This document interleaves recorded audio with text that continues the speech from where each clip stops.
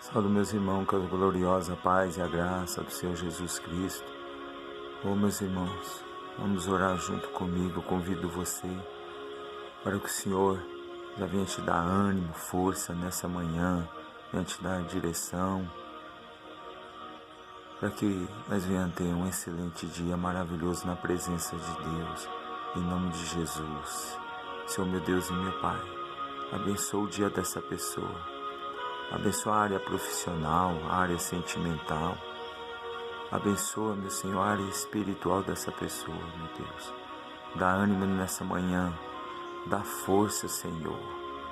Jesus, ajuda-nos nesse dia maravilhoso que o Senhor nos proporcionou, meu Pai. Abençoa ele, a casa dele, Senhor.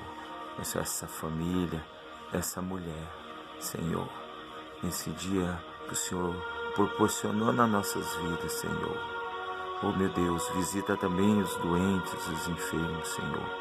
Conceda-lhes a bênção, a cura, meu Senhor. No teu santo nome, Jesus, é isso que eu te peço e já te agradeço.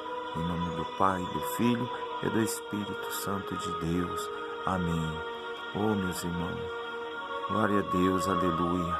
No momento que nós nos unimos para orar numa só fé, numa oração, peço para você também venha evangelizar junto comigo, acessando o meu canal, se inscrevendo, enviando essa oração a quem mais precisa.